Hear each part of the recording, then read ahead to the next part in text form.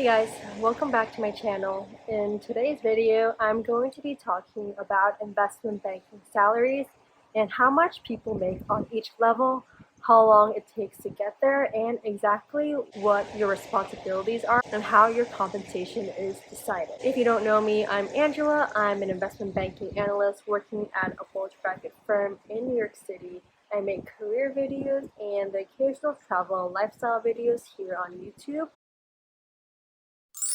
The analyst. So, analyst salary. I made a video on this previously, which I will show you guys right here, where I talked about my current salary and how I spend it.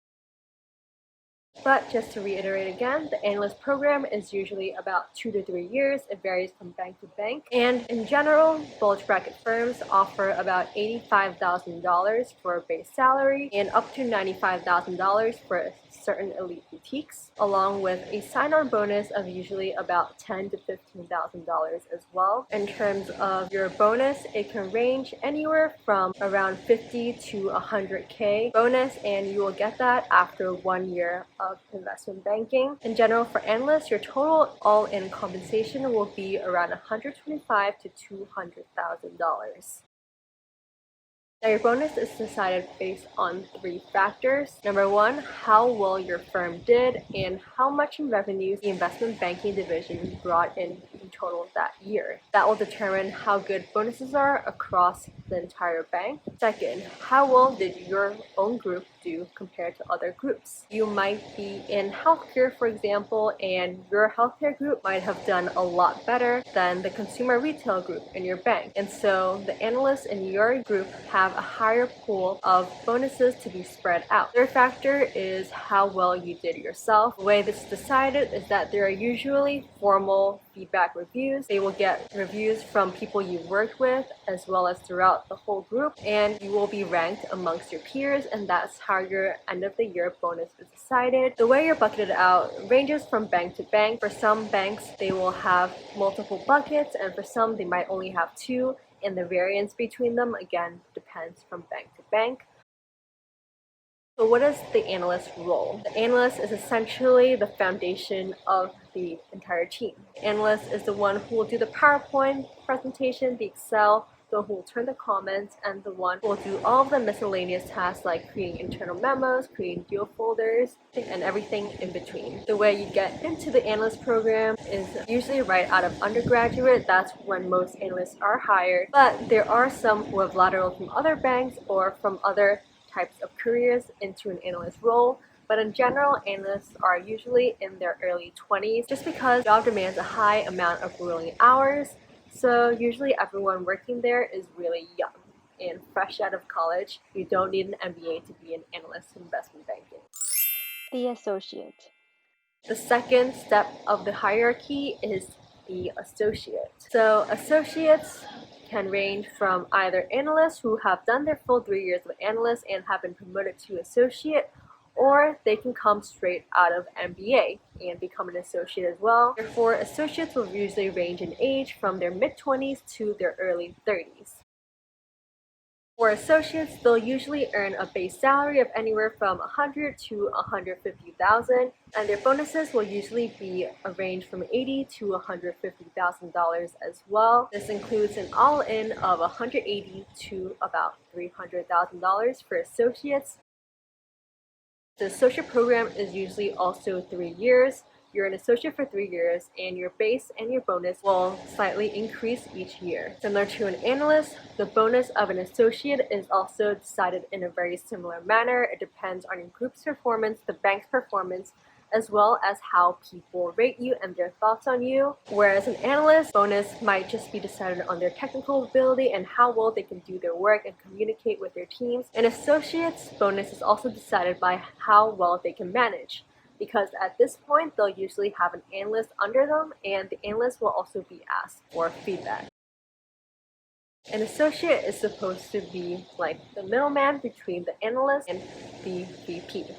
So the associate will be the one who checks the analyst's work. They'll also be familiar with the numbers, But when it comes to simple comments like changing formatting, it's usually the analyst who will do it. The associate will usually only jump in when necessary. Again, this depends from associate to associate. Some associates are more hands-on than others, and some associates are more hands-off and just check work.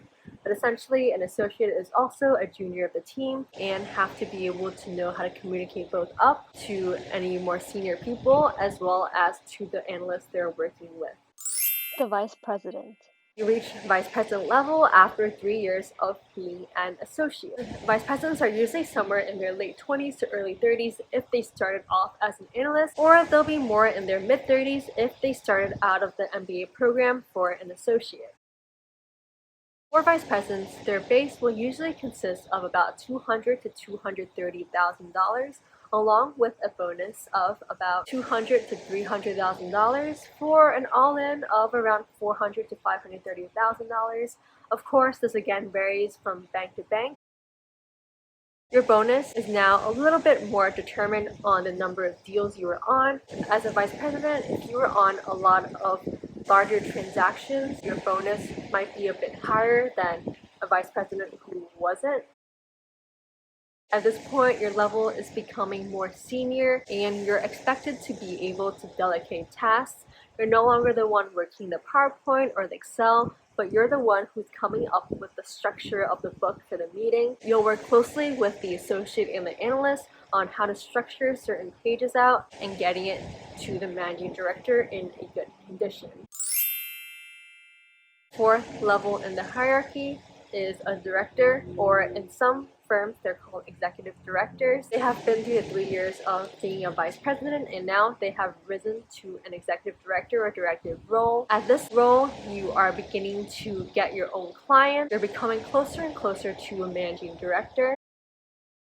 At this level, your base compensation will generally be about $300,000 to $350,000, as well as a bonus of $350,000 to $375,000 for an all-in of about $50,000 to $725,000. At this time, you're either in your mid to late 30s if you start as an analyst, or late 30s to early 40s if you came in through the MBA associate program.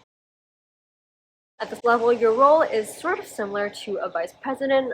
I know personally, a lot of the times on these projects, I won't have both a vice president and a director. I'll just have one of them because their role is similar in a sense. They will come up with the structure of the book and also work with the analyst and the associate in terms of getting the materials together so that it's ready to show to the managing director.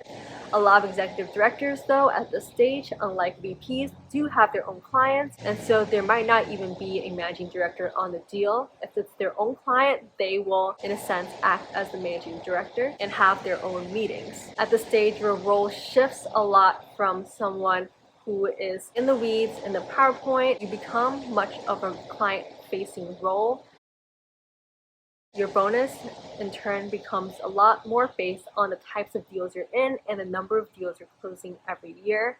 It's no longer about how technical you are or how communicative you are on the team. It's just about the fees you bring into the bank. The managing director.